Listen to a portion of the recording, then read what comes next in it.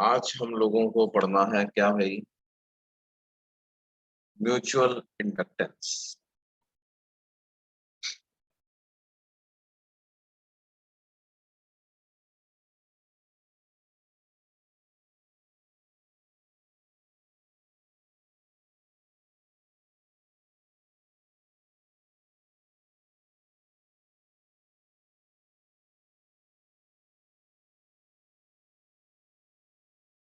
देखो, जैसे अगर हमारे पास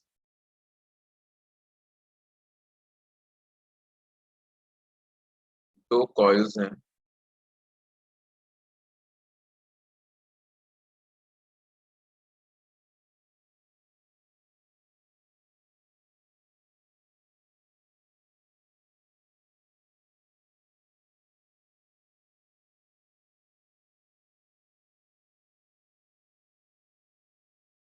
इस तरह से रख। तो अगर मैं कॉइल वन में कुछ करंट फ्लो कराता हूँ वन, और इस करंट की वजह से फ्लक्स निकालता हूँ कॉइल टू में से। Flux through two due to current in one. इसको कैसे पढ़ते हैं?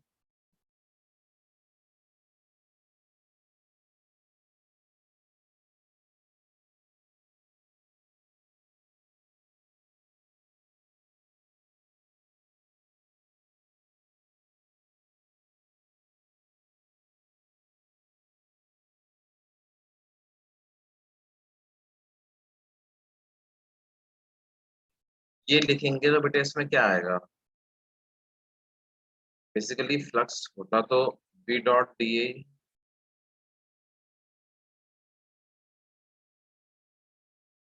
अब एरिया किसका आएगा? यहाँ पर आएगा एरिया, तो आएगा लूप टू का एरिया। और बी किसकी वजह से लिखेंगे? ड्यू टू लूप वन लिखेंगे। अब लूप वन जो मैग्नेटिक फील्ड प्रोड्यूस करेगा, क्या वो आई वन के प्रोपोर्शनल होगा क्या?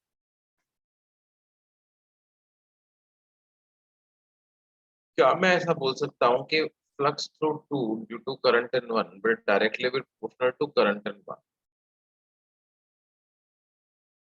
और यहाँ पर जो कांस्टेंट ऑफ प्रोपोर्शनैलिटी आएगा, उसको बोल देते हैं क्या? Mutual inductance between the to.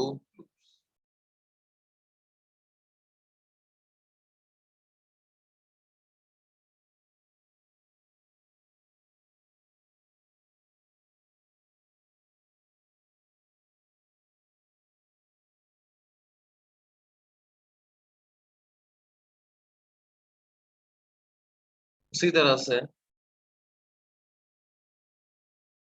Five one two अगर अपन लिखें, flux in one due to current in two, this will be proportional to I2, and if I introduce a constant for proportionality M12, उसको लिख सकते हैं।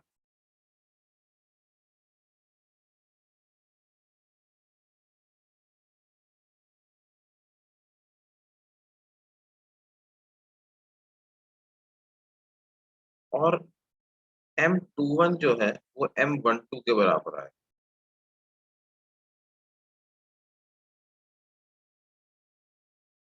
M21 comes out to be equal to M12,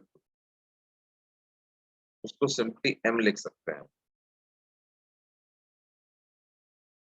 क्योंकि ये दोनों loops की combined property है, right? तो चाहे M12 लिखें चाहे M21 लिखें, ये वैल्यू जो है वो सेम ही आएगी। और ये किस पे डिपेंड करता है?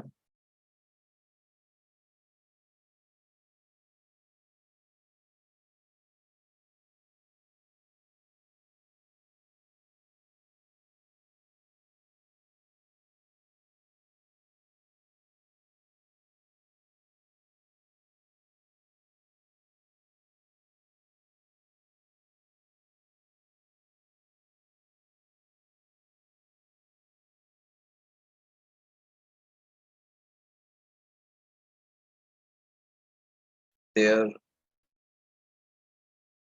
area, their shape,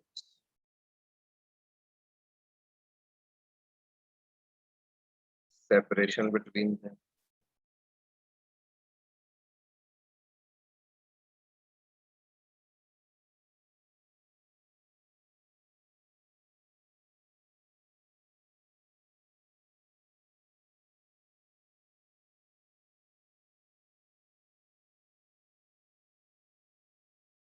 and their orientation.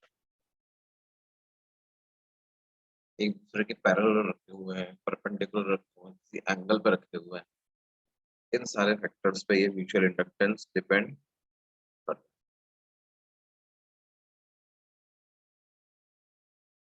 है। म्यूचुअल इंडक्टेंस की भी जो एसआई यूनिट होगी वो हेनरी ही होगी।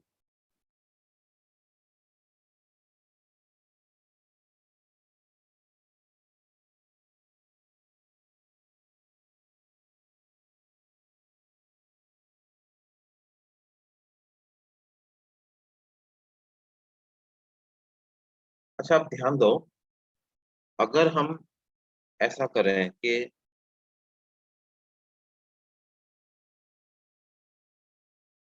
if current in loop 1 या coil 1 is changed with time, then flux through 2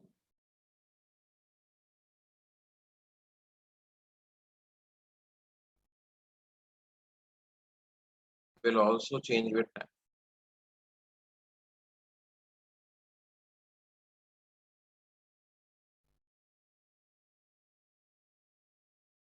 and thus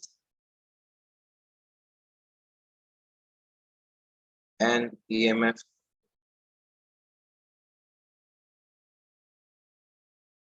will get induced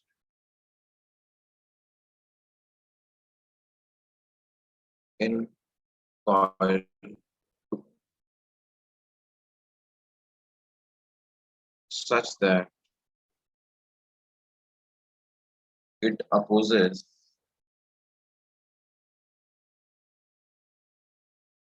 the change of current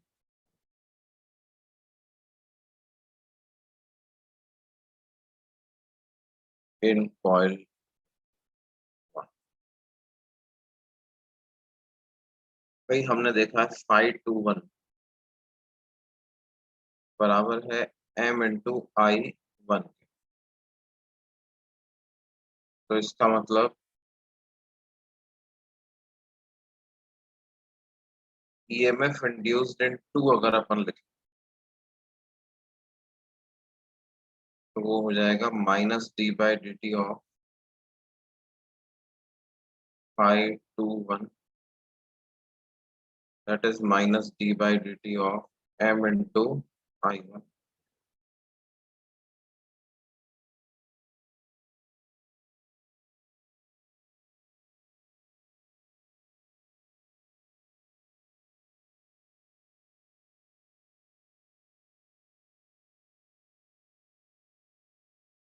ये बात समझ में आती है बेटे?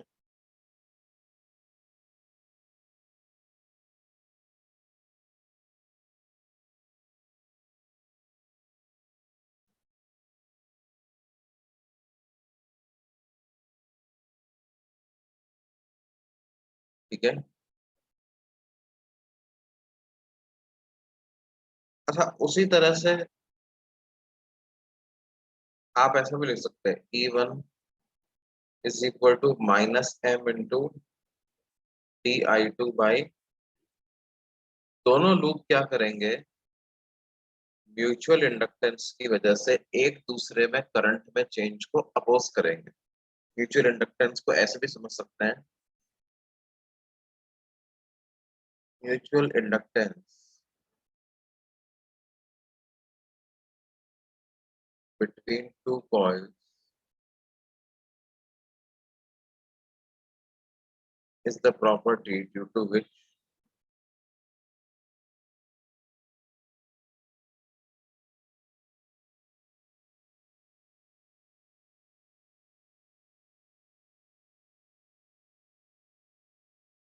the coils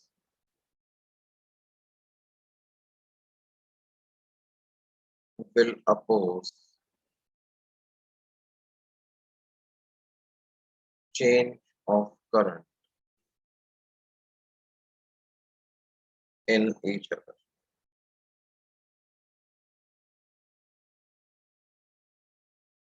एक दूसरे में करंट में चेंज को अपोज करें.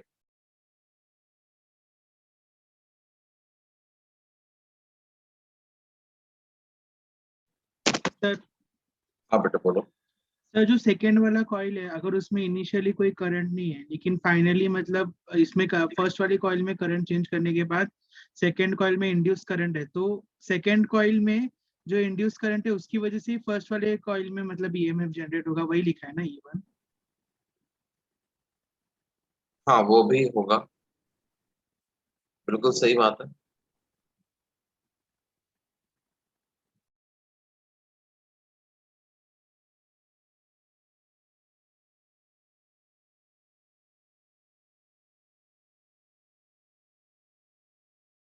होगा. वो वाला जो ईएमएफ है उसको बैक ईएमएफ भी बोलते हैं.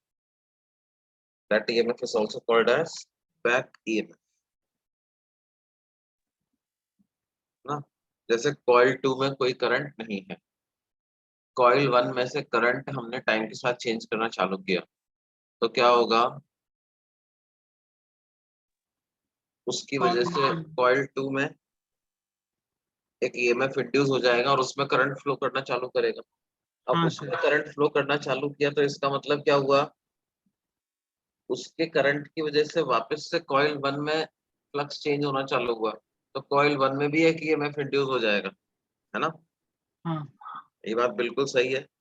ये जो ईएमएफ होता है इसको बैक ईएमएफ बोलते हैं.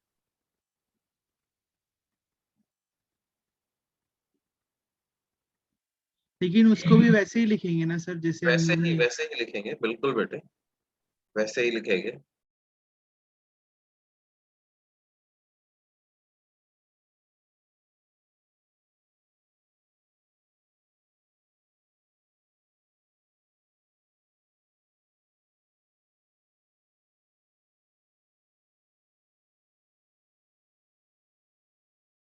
वैसे ही लिखेंगे. The expression will remain the same.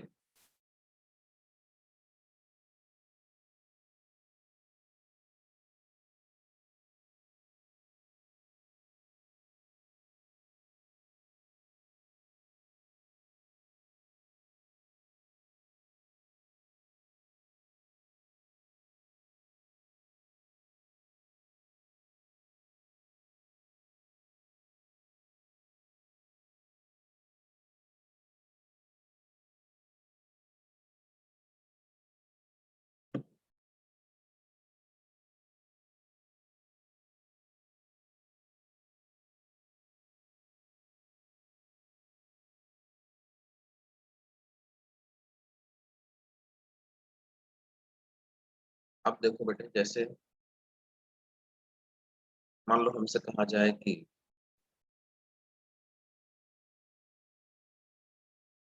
we have two concentric circular loops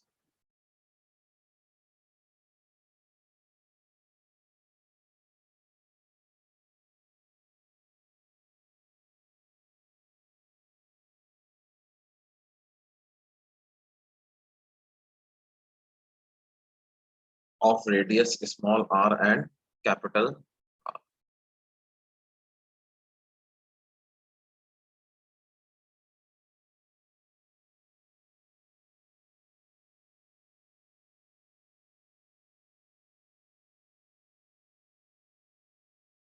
तो हमें इस सिस्टम का म्यूचुअल इंडक्टेंस पता करना.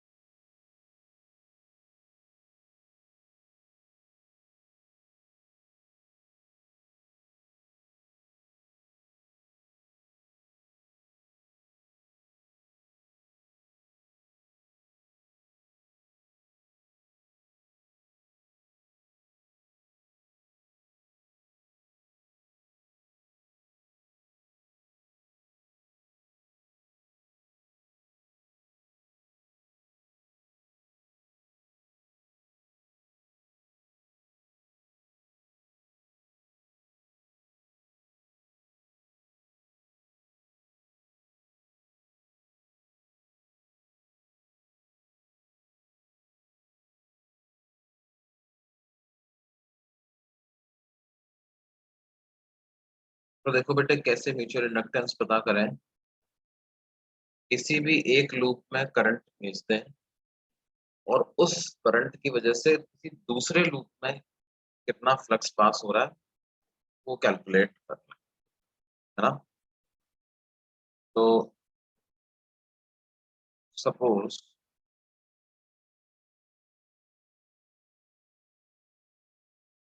I is the current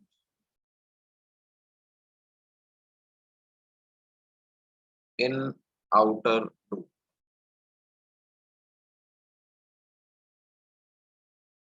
ठीक है। इसको लूप 1 बोल देते हैं और अंदर वाले को लूप 2 बोल देते हैं। I1 मान लो, suppose I1 is the current in the outer loop, that is loop 1। तो अगर मैं फ्लक्स थ्रू 2 ड्यू टू 1 निकालूं, वो I1 के प्रोपोर्शनल आएगा ही, तो बाकी जो कांस्टेंट बचेगा वो क्या हो जाएगा, सिस्टम का म्यूचुअल इंडक्टेंस।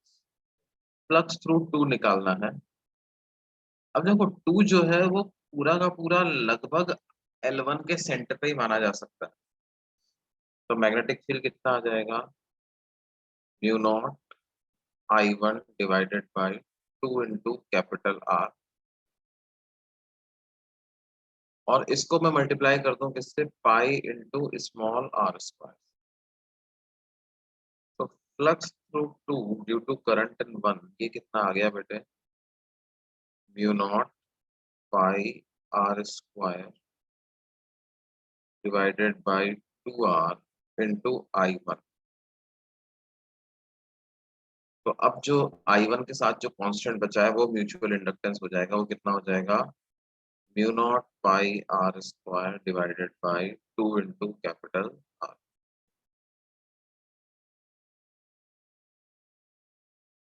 अच्छा ध्यान दो, कैलकुलेशन ऑफ म्यूचुअल इंडक्टेंस इसी तरह से आसान है ना।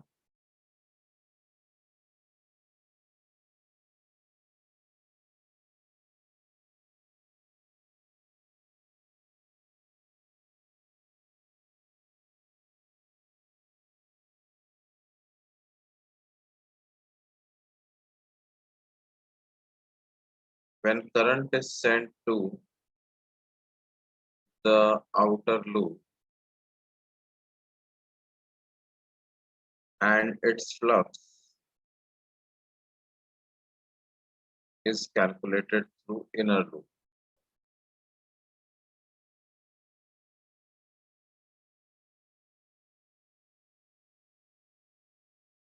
इनर लूप में करंट भेज करके आउटर लूप में से फ्लक्स निकालना बहुत मुश्किल होता हमारे लिए, क्योंकि लूप की वजह से उसके प्लेन में सेंटर पे तो मैग्नेटिक फील्ड में निकाल सकता है, लेकिन बाकी जगहों पर मैग्नेटिक फील्ड का फॉर्मूला ही नहीं पता है, right.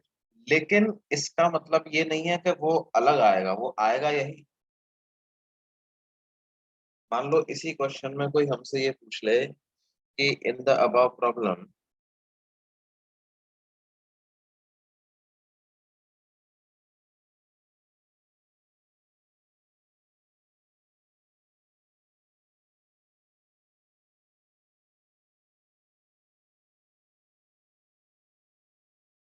if I1 current is passed through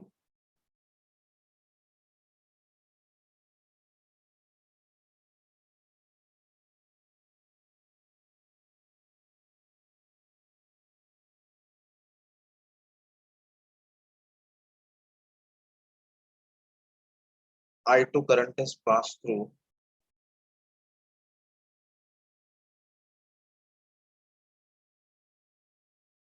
loop 2, then what will be the flux through loop 1?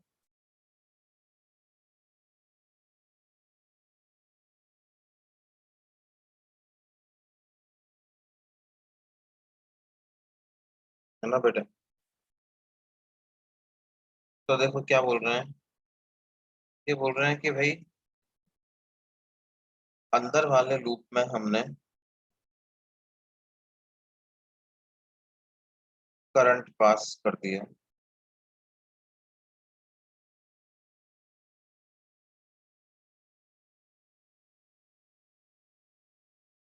I2, तो ये लूप 1 में से कितना फ्लक्स पास हो। अब देखो डायरेक्ट कैलकुलेशन इसका B dot D A formula लगा करके करना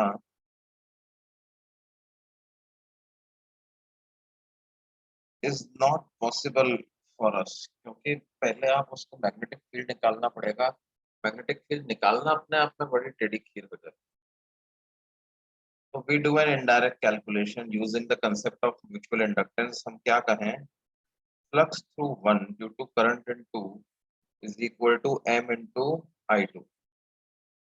And what is the value of m? It need not be calculated again. It will be same as what we calculated in the previous part of this question, जो कि क्या value थी, mu naught pi small R square by 2r। उसको as it is use कर सकते हो, mu naught pi small R square by 2r and you multiply it by I। ठीक है बेटा।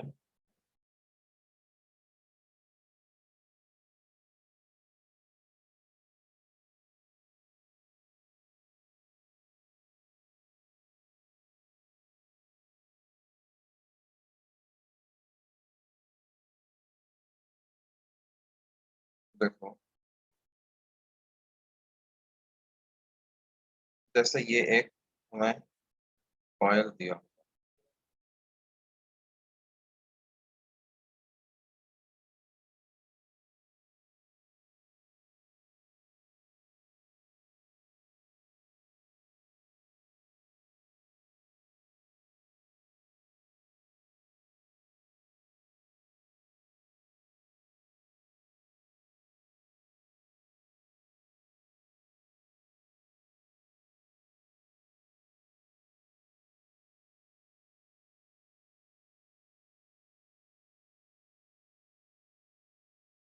और ये एक और,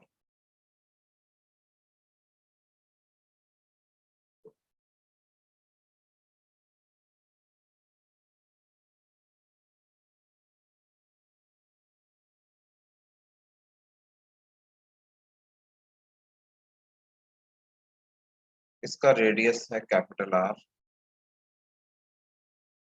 इसका रेडियस है स्मॉल आर, इनके बीच में डिस्टेंस है डी, और हमें दिया हुआ है small R is very small in comparison to capital R. और हमसे पूछा जाए कि if current in smaller loop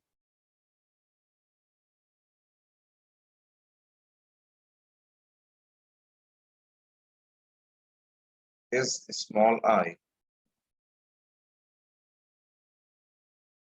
then find flux through the larger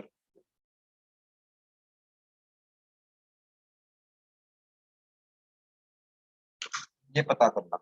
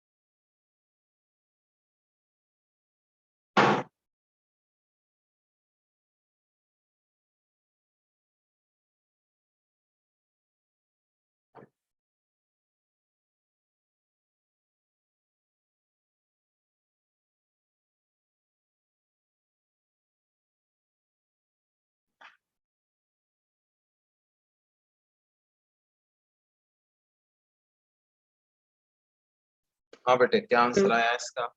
answer आया mu naught capital R square I upon 2 R square plus D square whole power 3/2 into आई।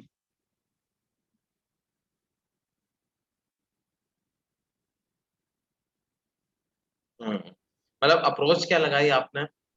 मैंने ना दूसरे वाले लूप, जो बड़ा वाला लूप है ना, उसमें आई करंट फ्लो किया और M21 निकालने का ट्राई किया। और बिल्कुल सही, M21 बिल्कुल सही, बिल्कुल सही, बिल्कुल सही, बिल्कुल सही। देखो क्या है, again direct calculation of flux is not possible, है ना, और it will become very lengthy. तो इसका अप्रोच क्या है? First calculate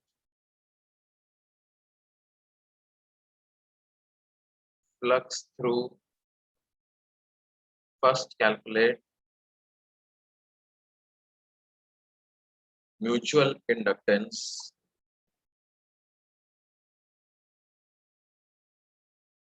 by sending current in bigger loop.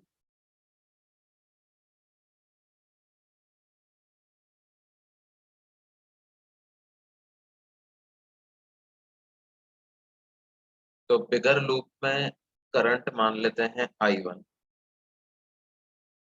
Late I1 be current in bigger loop.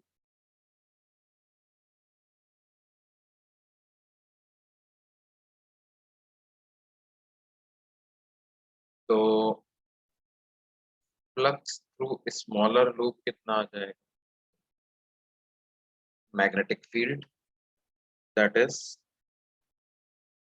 Mu naught I1 into R square upon 2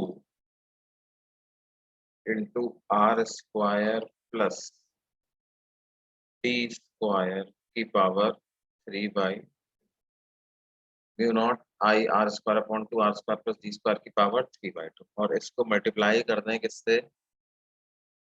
pi small R square, है ना। जो इसके axis पर magnetic field है वही मैंने यूज कर ली, क्योंकि ये बहुत छोटा है। अब I1 को आप अलग रख लो, तो क्या बच गया? Mu naught pi capital R square into small R square divided by 2 into R square plus D square की पावर 3/2। ये स्मॉलर लूप में से इतना फ्लक्स पास हो गया। तो ये जो क्वांटिटी बची बेटा, ये क्या हो गया? म्यूचुअल इंडक्टेंस इनका। अब अगर आपने को क्या करना है, बिगर लूप में से भी फ्लक्स अगर पता लगाना है,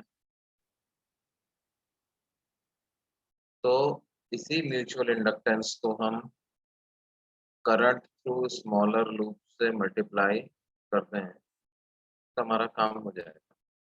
that is mu naught capital R square into small R square into pi divided by 2 into R square plus D square की पावर 3/2 मल्टीप्लाइड बाई।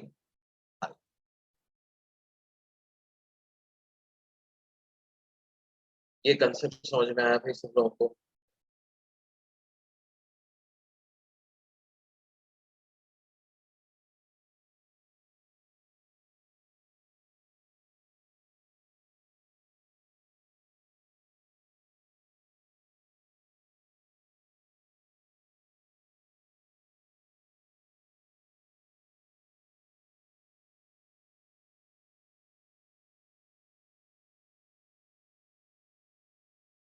देखो जैसे एक और क्वेश्चन इसमें लेते हैं। मान लो हमसे कहा जाए कि एक सोलिनॉइड है,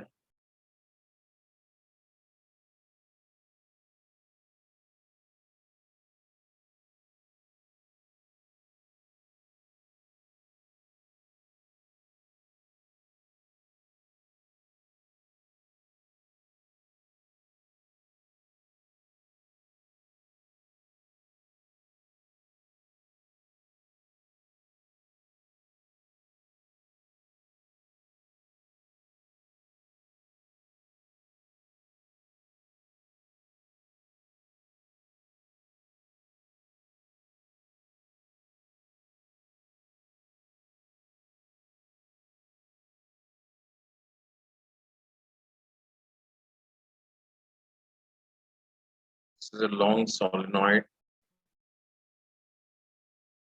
having small n turns per unit length.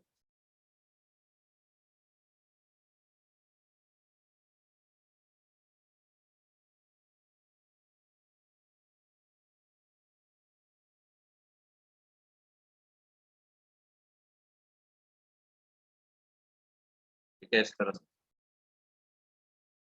और हमने क्या किया, एक कॉइल इसके ऊपर अलग से वाइंड कर दिया।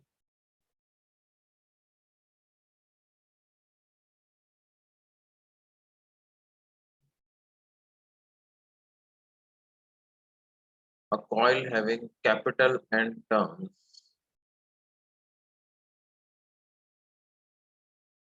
is wounded over this solenoid.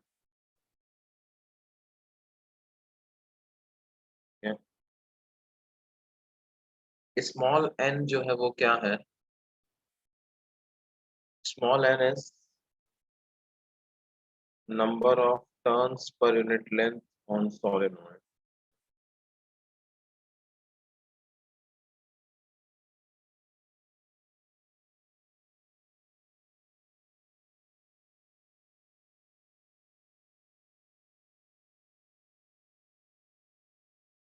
और कैपिटल N क्या है, number of turns in the coil.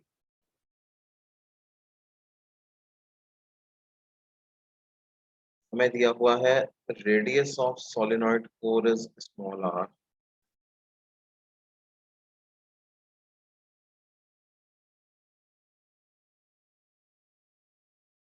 तो पता करना है find mutual inductance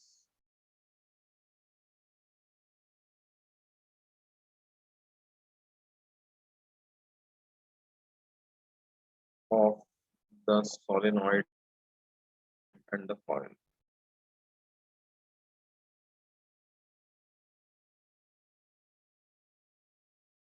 Find the mutual inductance of the solenoid and the coil.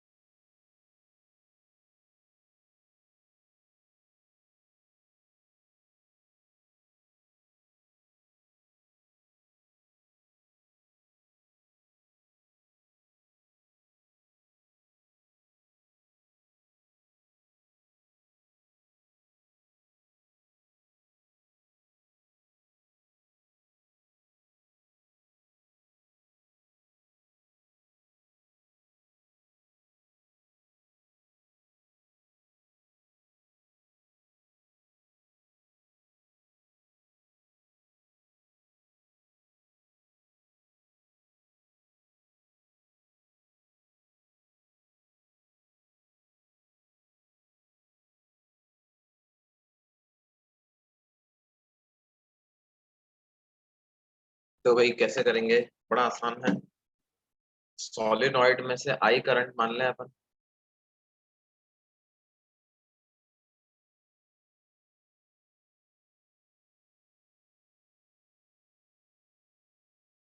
Let I be the current through the solenoid.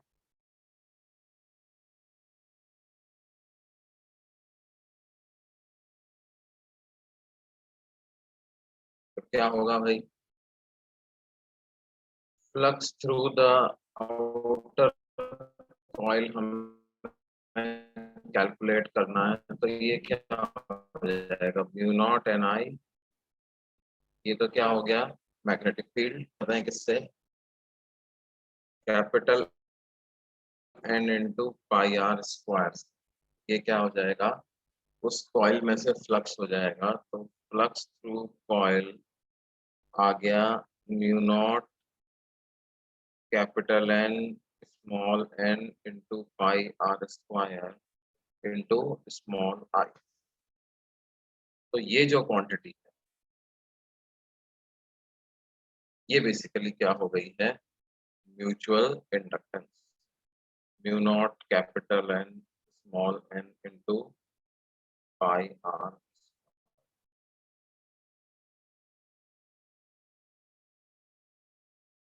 Mutual, ये बात समझ में आती है?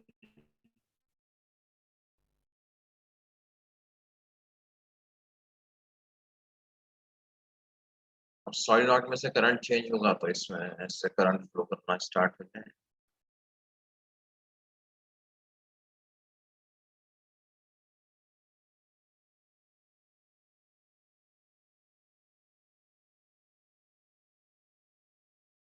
देखो हमारे पास एक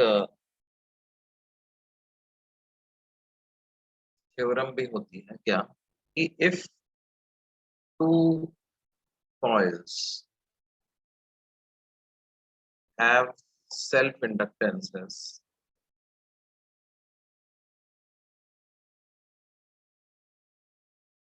of L1 and L2,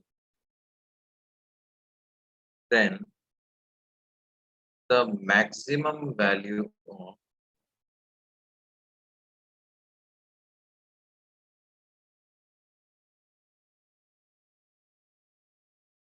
mutual inductance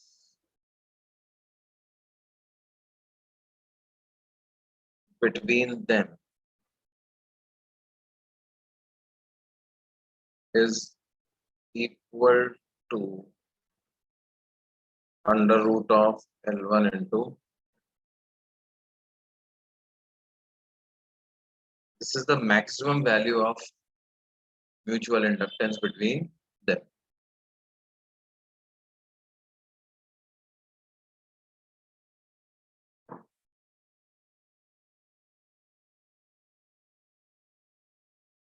देखो बेटे, जैसे ध्यान दो कि अगर अपन सोलेनॉइड का सेल्फ इंडक्टेंस निकालें तो वो क्या था प्रीवियस प्रॉब्लम में, mu naught N square multiplied by pi R square multiplied by उसकी जो भी लेंथ आप कंसिडर कर रहे हो वो लेंथ L1। और इसी प्रकार से वो जो कॉइल थी ऊपर उसका म्यूचुअल इंडक्टेंस अगर मैं निकालूं तो वो क्या हो जाएगा, वो भी है तो सॉलिनॉइड के जैसा ही। तो म्यू नॉट एन डैश का square into pi R square multiplied by उसकी जो भी लेंथ है L2, राइट। अगर आप under root L1 into L2 की वैल्यू निकालोगे तो क्या होगा बेटे, म्यू नॉट से मल्टीप्लाई होकर के म्यू नॉट स्क्वायर हो जाएगा, तो म्यू नॉट बाहर आ जाएगा। पाई आर स्क्वायर से मल्टीप्लाई होकर के पाई स्क्वायर का होल स्क्वायर आ जाएगा, तो पाई आर स्क्वायर भी बाहर आ जाएगा। और हमारे पास क्या बच जाएगा बेटे,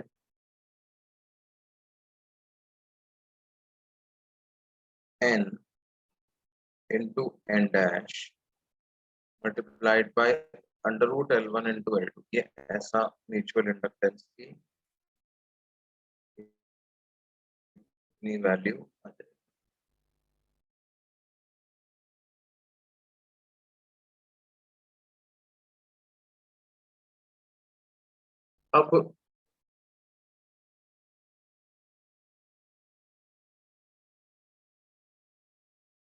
अब यहाँ पर सोलेनॉइड की भी हम दोनों की लेंथ सेम ही तो कंसिडर करने वाले हैं, तो इसको भी हम क्या लिखते हैं, L1 equal to L2 equal to length of coil ही लिखते हैं।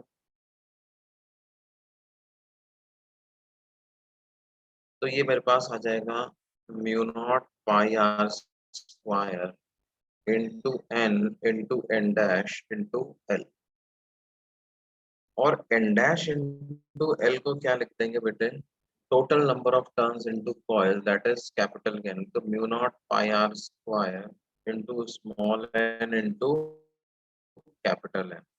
ये ऐसा, इस पर्टिकुलर केस में देखो यही म्यूचुअल इंडक्टेंस आ रहा, mu naught capital N small N into pi R square, but in this case it is the mutual inductance which can be generated from these two coils। ध्यान दो, अगर हम इनका ओरिएंटेशन चेंज कर देते है ना, जैसे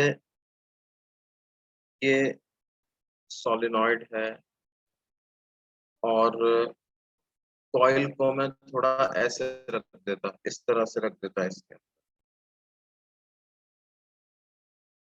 इस तरह से रख देता, तो उस केस में इनका म्यूचुअल इंडक्टेंस जीरो हो जाता कि नहीं हो जाता, क्या होता,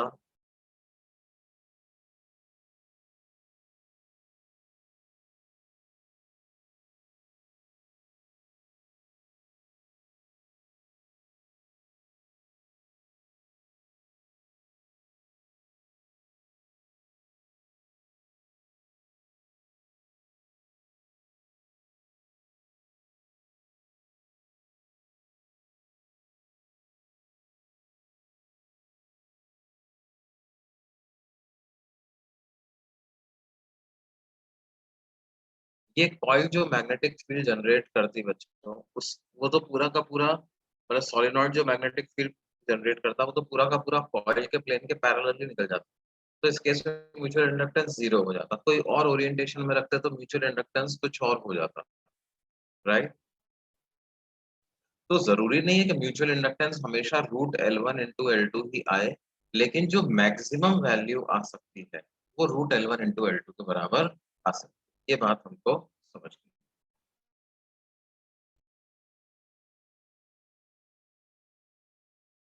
अब देखो,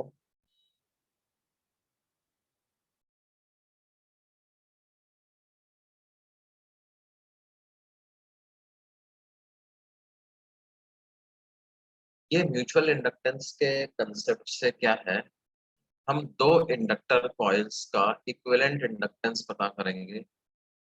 देखो, equivalent inductance of two coils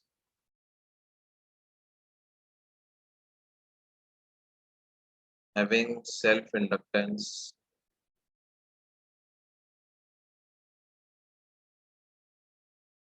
of L1 and L2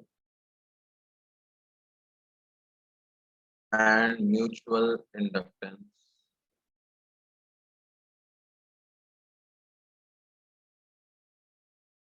capital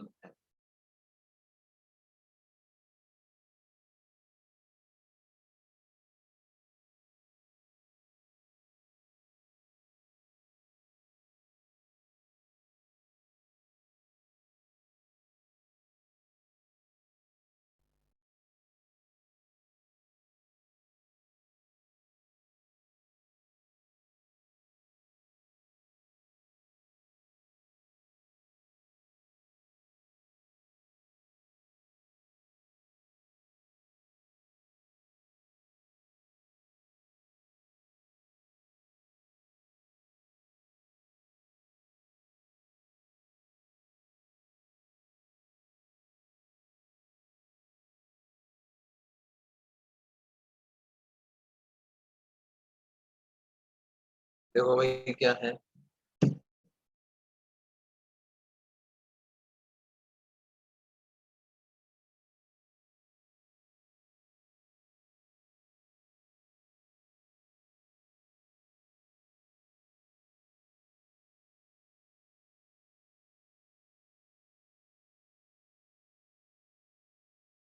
and connected in series. These coils are connected in series.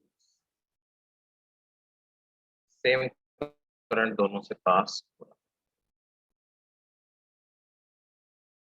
तो बेसिकली हम क्या करना चाहते हैं कि इस पूरे सिस्टम को रिप्लेस करना चाहते हैं एक इंडक्टर से,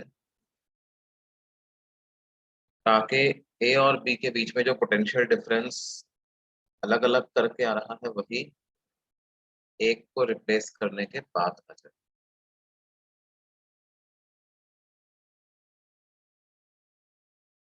तो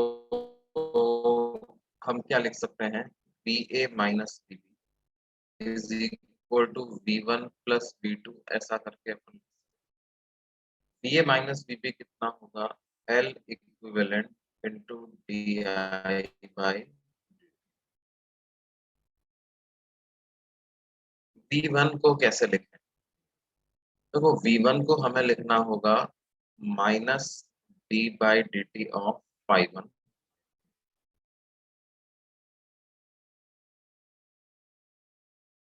और इसको भी लिखना होगा minus D by D T of five.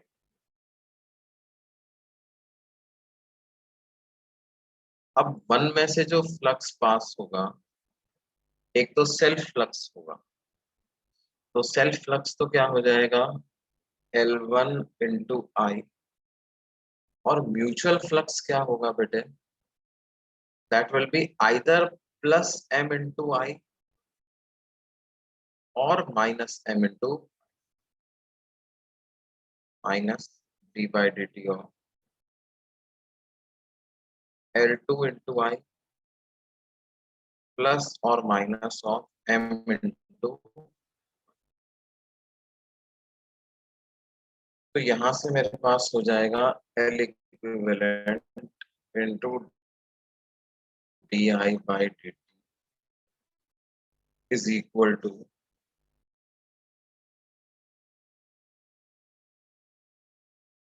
L one plus L two plus minus two M into D I by, ऐसा अपन इसको, या एल इक्विवेलेंट को अपन क्या लिख सकते हैं, L one plus L two plus minus two M, यहाँ से माइनस साइन हटा दो।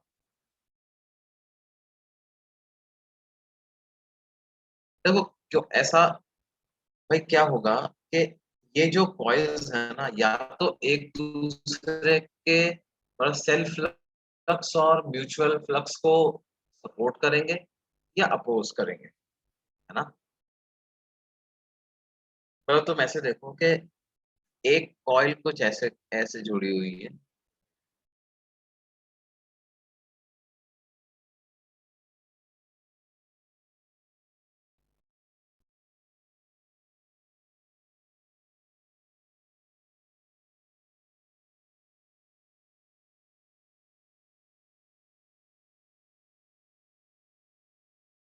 और दूसरी कॉइल भी इसी तरह से जा रही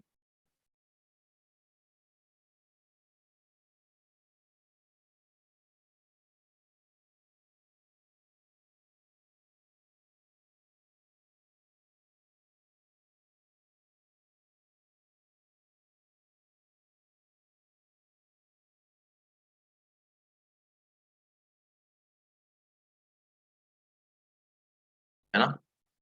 तो इस केस में देखो क्या होगा, सेल्फ फ्लक्स कुछ इस डायरेक्शन में होगा, ठीक है, बी ड्यू टू वन, और ये जो दूसरी कॉइल जो मैग्नेटिक फील्ड जनरेट करेगी वो भी इसी डायरेक्शन,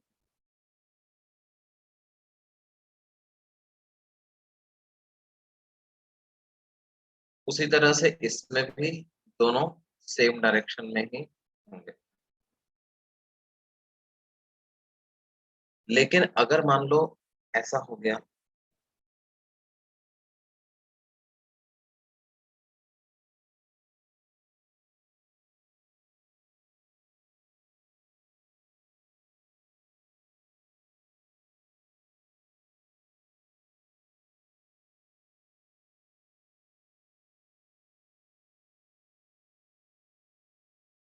और इसमें उल्टे टर्न्स चालू हो रहे हैं, मतलब ऐसे,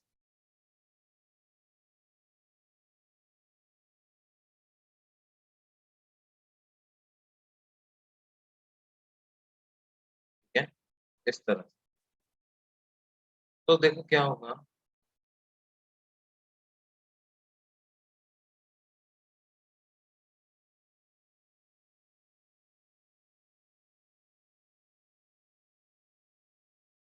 सेल्फ फ्लक्स तो इसका इधर पास होगा और इसका सेल्फ फ्लक्स इधर पास, और इसकी वजह से यहाँ फ्लक्स लिखेंगे तो वो इधर आए, और इस उसकी वजह से इसमें लिखोगे तो वो, this will be b due to 1, this is b due to 1, this is b due to 2, this is also b due to।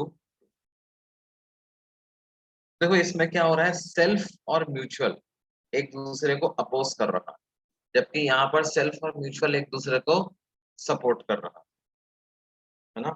अब तो मैं सोचो कि जैसे इस पर्टिकुलर केस में मैंने सेकंड वाले केस में करंट को बढ़ाना चालू किया, अब करंट बढ़ेगा तो दोनों कॉइल में से ही बढ़ेगा, ठीक है।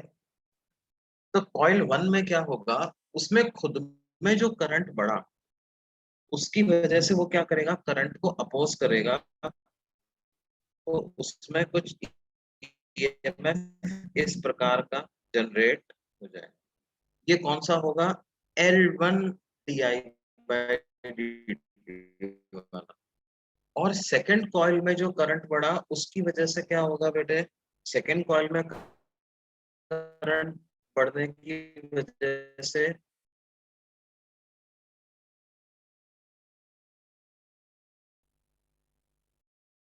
जो है वो फ्लक्स बढ़ेगा।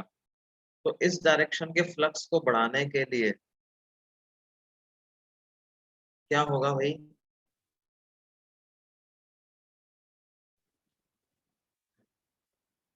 V1 इंक्रीज होगा।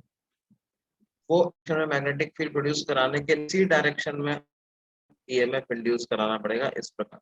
तो ये दोनों ईएमएफ एक दूसरे के अपोजिट डायरेक्शन में आते हैं। ये बात समझ में आ रही है।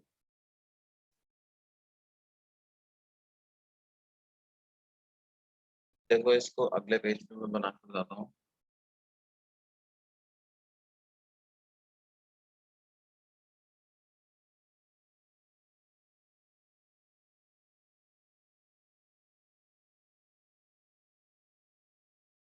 ये एक कॉइल, दूसरी कॉइल कुछ ऐसी।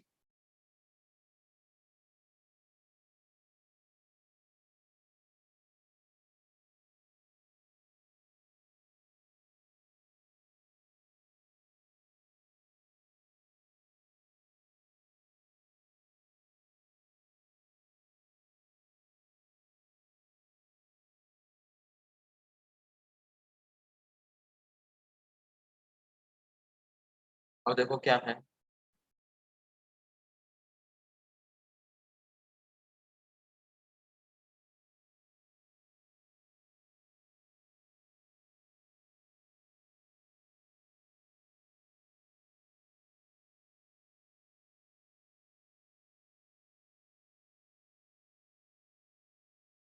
ना। देखो मान लो इसको हम बोल रहे हैं L1, इसको L2। तो इस डायरेक्शन में क्या होगा,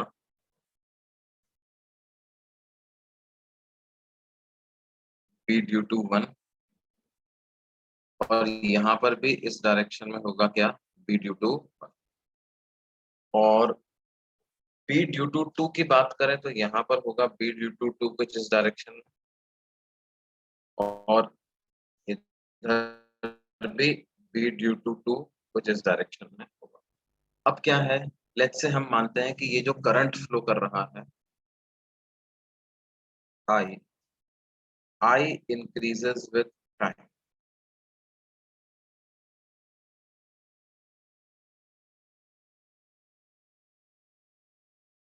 I जो है वो टाइम के साथ बढ़ता। If I increases with time, तो क्या होगा?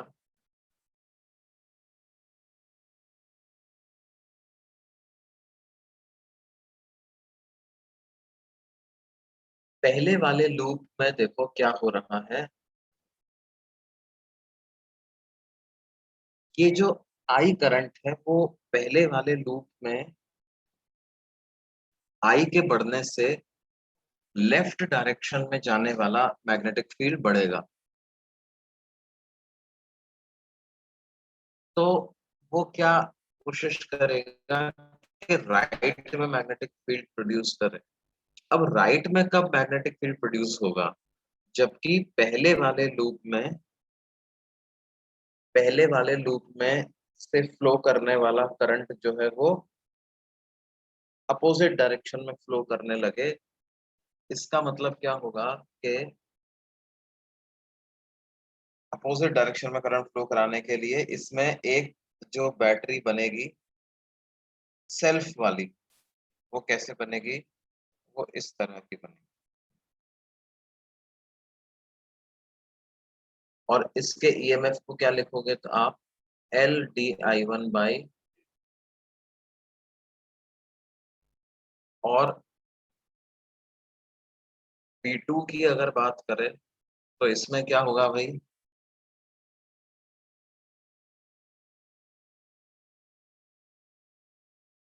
जैसे करंट बढ़ा तो राइट वाला मैग्नेटिक फील्ड बढ़ रहा है, तो राइट वाला मैग्नेटिक फील्ड को हमको क्या करना है? कम करना। अब राइट वाला मैग्नेटिक फील्ड कैसे कम करें?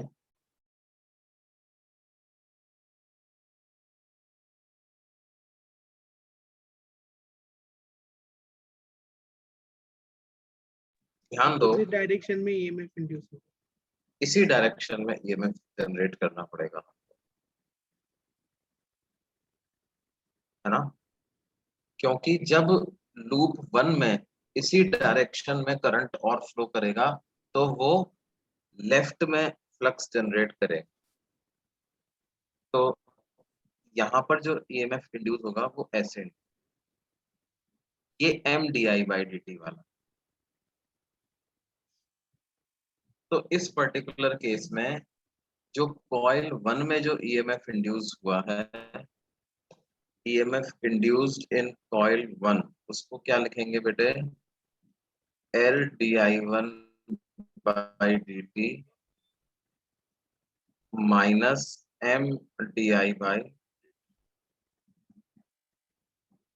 ये यहाँ पर दोनों में करंट तो same, and with the same logic EMF induced in two जो हो जाएगा वो क्या हो जाएगा? L two D I by D T minus M D I by, तो overall V A minus V B को हम क्या लिखेंगे? L one plus L two minus two M D I by. तो यहाँ पर एल इक्विवेलेंट की दो वैल्यूज आ सकती है, L one plus L two plus two M, या L one plus L two minus, I, ऐसा नहीं कि इन दोनों के बीच में कुछ होगा, it will be either this और this। या तो ये होगा या ये होगा, इसके अलावा और कोई वैल्यू इसकी नहीं, right? This is about mutual.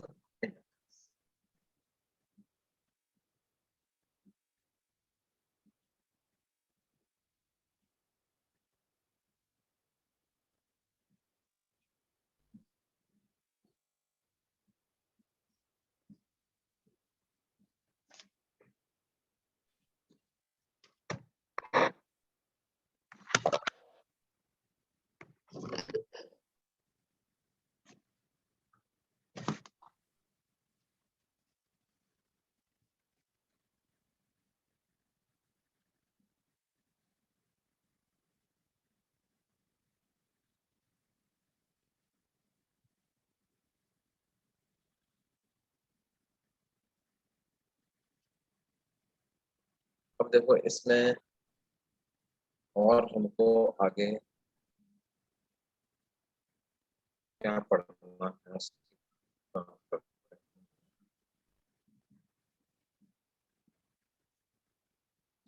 Mutual inductance है।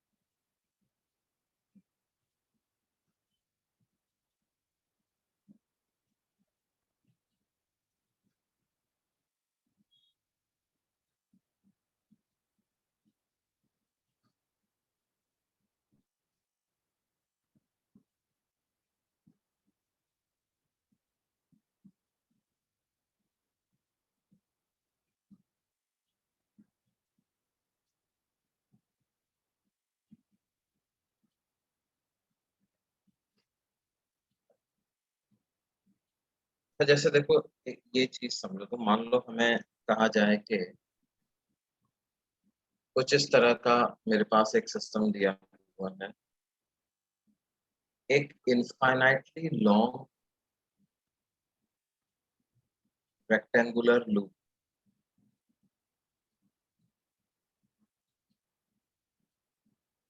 इट एक्सटेंड्स टिल इंफिनिटी, और फिर वहां से ऐसे ही वो वापस आता है।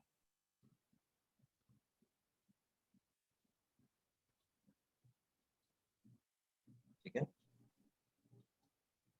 ये फिर आगे जाकर के यूं कनेक्ट हो रहा होगा।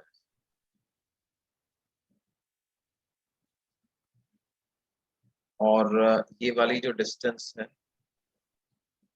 इनके बीच में, लेट्स से ये डिस्टेंस है कुछ w, और इसके सामने एक सर्कुलर स्क्वायर लूप रखा हुआ है,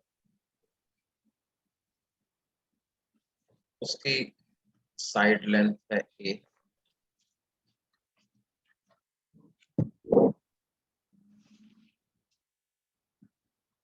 और इन दोनों के बीच में जो गैप हमें दिया हुआ है लेट्स से वो है। तो हमें पता करना है, find the mutual inductance between the to loops.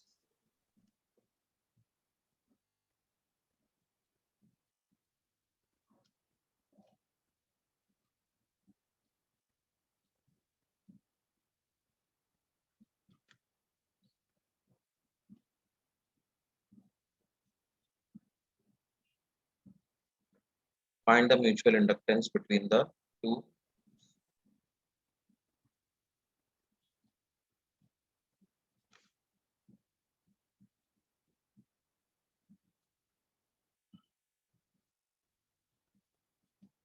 अब देखो कैसे पता करें अपन, बड़े वाले में करंट भेजना ठीक रहेगा। तो मान लेते हैं कि करंट इसमें फ्लो कर रहा है I, ठीक है। अब क्या करें, लेट्स से यहाँ से x डिस्टेंस पे चले जाते हैं,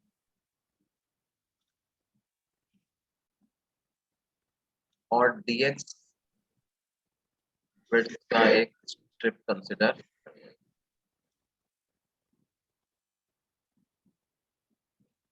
तो जो फ्लक्स पास हो रहा होगा d5, उसको हम क्या लिख देंगे, magnetic field into area.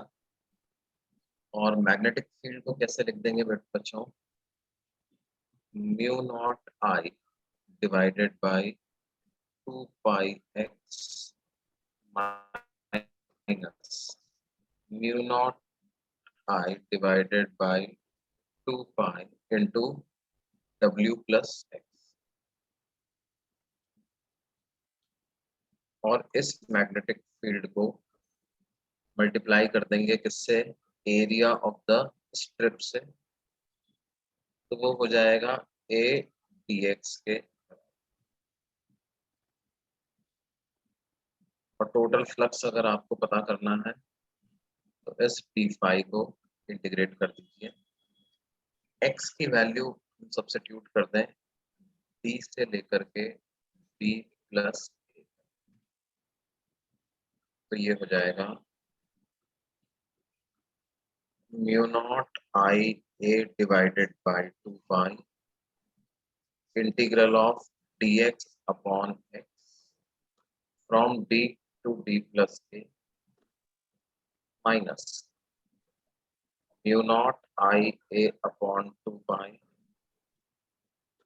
Integral dx upon w plus x और d से लेकर के d प्लस,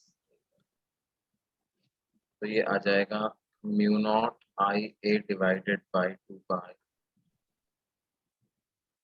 ln x, तो ये हो जाएगा ln of d plus a divided by d minus ln of w plus x, तो हो जाएगा w plus d plus a divided by w plus, so that comes out to be mu naught I a divided by 2 pi into ln of d plus a into w plus d upon d into w plus d plus,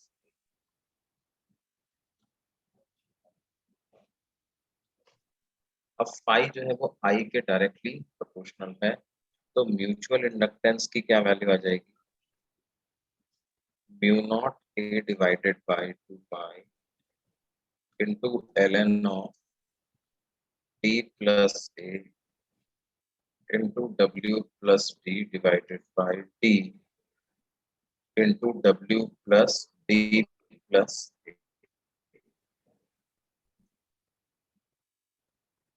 Yes.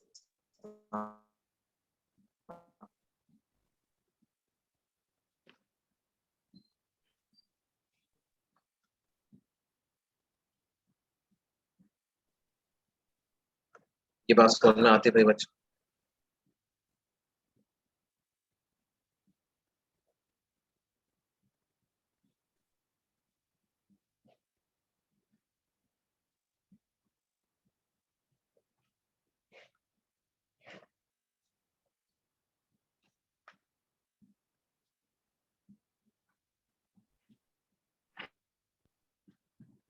An infinitely long wire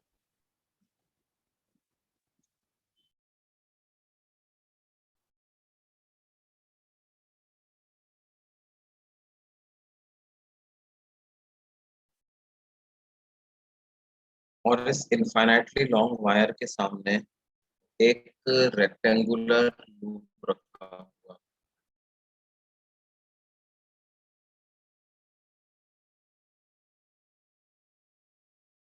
length है a और width है b, और wire से d distance पर ये,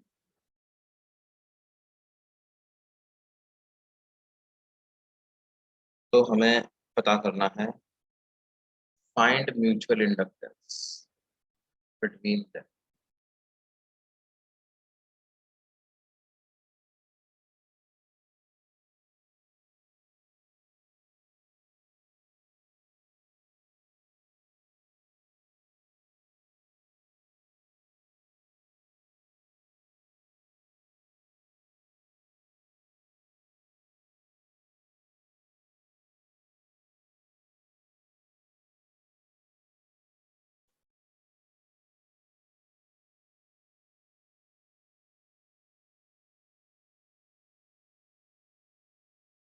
अच्छा, हम अपन सोचेंगे साहब म्यूचुअल इंडक्टेंस तो दो कॉइल्स के बीच का पता किया जाता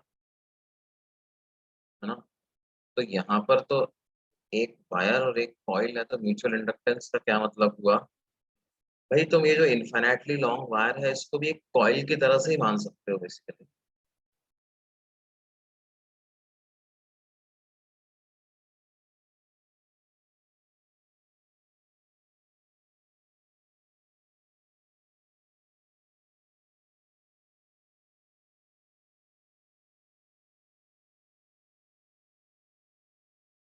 इसको भी तुम क्या है एक कॉइल की तरह से ही मान सकते हो। जैसे ये इन्फिनिटी तक जा रहा है और फिर वहां से इनफाइनाइट दूर से एक परपेंडिकुलर वायर निकल रहा है और वो भी इनफाइनाइटली लॉन्ग है, इन्फिनिटी तक जा रहा है ना, और फिर वहां से वापस से एक इनफाइनाइटली लॉन्ग वायर जा रहा है और ऐसे करके आ रहा है, समझ रहे हो ना? ऐसे मतलब बहुत दूर जा करके ऊपर से यूं आ रहा है, फिर इधर बहुत दूर जा करके वहां से एक वायर ऐसे आ रहा है। तो बाकी वायर्स का इस लूप में से फ्लक्स का कंट्रीब्यूशन जीरो हो जाएगा, सिर्फ यही वाला वायर जो है वो फ्लक्स को कंट्रीब्यूट करे। सर आंसर आ रहा है mu naught B upon 2 pi into L N D plus A upon D.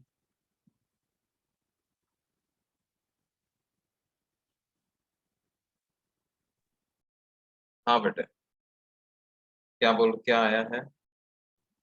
Mu naught B upon 2 हाँ, पाई हाँ, into L N hmm, D plus A upon D. बिल्कुल सही, बिल्कुल सही है भाई। जैसे अपने वो किया था वो उससे भी उसी तरह से इसको प्रोसीड करना है। एक्स डिस्टेंस पे गए, dx विड्थ की स्ट्रिप अपन ने कंसिडर करी, उस स्ट्रिप का एरिया क्या है B D X, magnetic field क्या है mu naught I divided by 2 pi x multiplied by B D X, और इसको इंटीग्रेट कर दो तो टोटल फ्लक्स आ जाएगा। तो फ्लक्स कितना आ जाएगा mu naught B I divided by 2 pi, integration के लिमिट्स कहाँ से कहाँ तक लगाएंगे, डी से लेकर के डी प्लस, तो integration of D X by X from D to D plus, तो ये आ जाएगा mu naught B I divided by 2 pi into L N of B plus A divided by, flux जो है वो आई के प्रोपोर्शनल आ गया है, तो म्यूचुअल इंडक्टेंस क्या हो गया भाई mu naught B by 2 pi ln of d plus A divided by d, ये ऐसा म्यूचुअल इंडक्टेंस की वैल्यू, ठीक है। अब जो अगला जो पार्ट इसमें हमको पढ़ना है that is about LC oscillations. If we have an ideal circuit in which there is no resistance and there are only two elements, inductor and capacitor, और किसी चार्ज कैपेसिटर को जिसका कैपेसिटेंस C है, अगर मैं एक इंडक्टर के across connect कर दूं, let's say this is switch, S is closed at T equal to 0, तो ये सर्किट किस तरह से बिहेव करेगा, ध्यान दो ये आइडियल कंडीशंस है ना, जीरो रेजिस्टेंस वाला सर्किट वैसे मिल पाना बहुत मुश्किल होता है। आइडियल कंडीशन की बात कर रहे हैं अपन, we are completely neglecting resistance of the circuit. Resistance होगा तो क्या होगा इसकी भी चर्चा अपन कर लेंगे, फिलहाल के लिए देखो जैसे ही आपने स्विच क्लोज किया,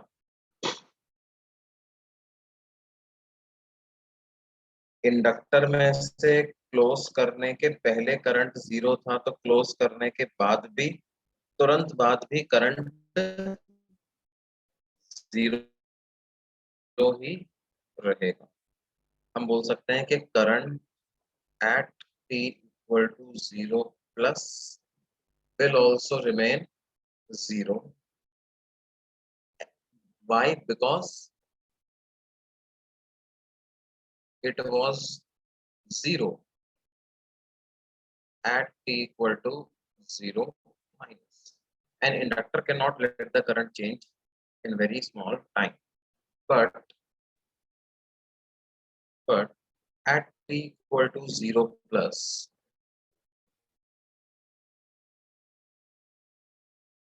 हम ऐसा भी लिख सकते हैं कि अगर करंट को इस डायरेक्शन में जा रहा है माने, तो ये जो पोटेंशियल डिफरेंस आ जाएगा वो L D I by D T के बराबर आ जाएगा। और यहाँ जो पोटेंशियल डिफरेंस आ रहा होगा वो क्यू नॉट बाई सी के बराबर आ रहा है। तो क्यू नॉट बाई सी को L D I by D T के बराबर लिखेंगे। इसका मतलब D I by D T की वैल्यू कितनी आ जाएगी, ये आ जाएगी क्यू नॉट बाई एल, और ये पॉजिटिव आ रहा है। therefore note that current at t equal to 0 plus t equal to 0 plus is 0, but it is increasing at a rate of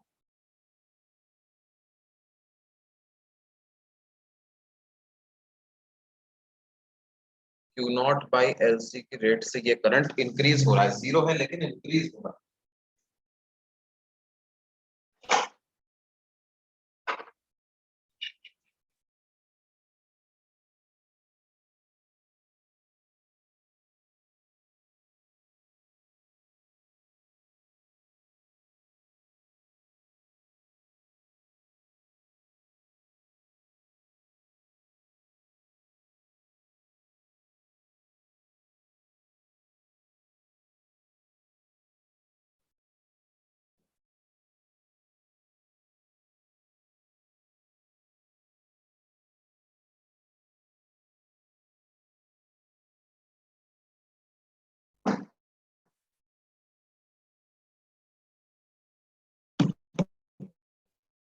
तो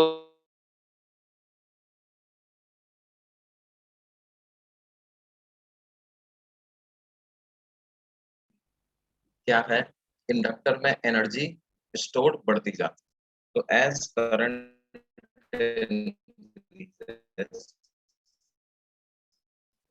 एज टाइम इन, सर आपका voice clear नहीं आ रहा है।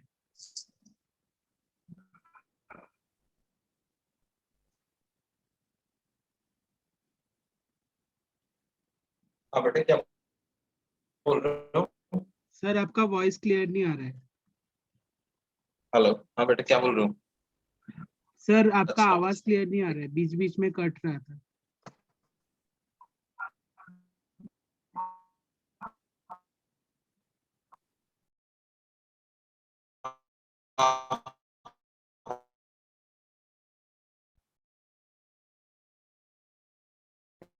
इसका मतलब stored in capacitor decreases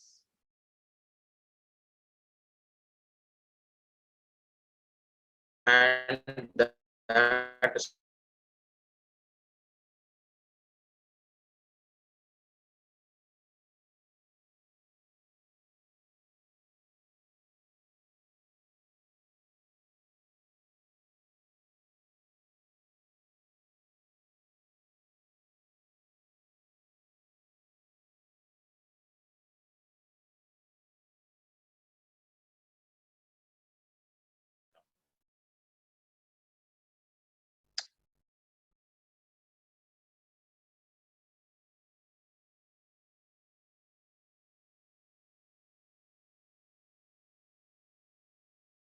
हाँ बच्चों ठीक है, फिर अभी हम अगली क्लास में ही इसको कंटिन्यू करेंगे, ठीक है?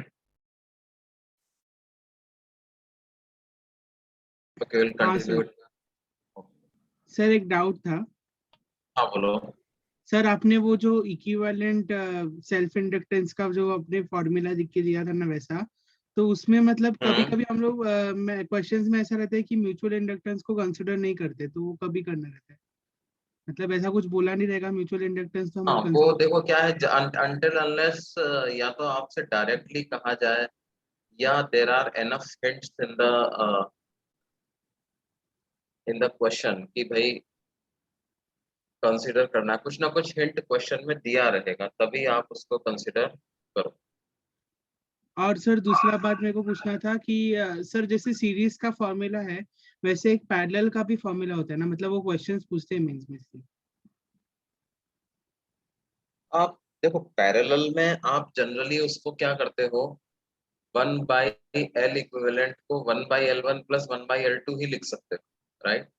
हाँ और पैरेलल, उसमें म्यूचुअल इंडक्टेंस का कोई रोल जनरली होता ही नहीं, क्योंकि जैसे जनरली अगर अपन सोलेनॉइड माने, इंडक्टर को सोलेनॉइड की तरह से ट्रीट करें, तो सोलेनॉइड अपने बाहर कोई मैग्नेटिक फील्ड जनरेट करता नहीं है, तो वो एक का फ्लक्स दूसरे के फ्लक्स को अफेक्ट ज्यादा करता भी नहीं है, तो इनका म्यूचुअल इंडक्टेंस अगर होता भी है तो that is very small, M is very negligible anyways.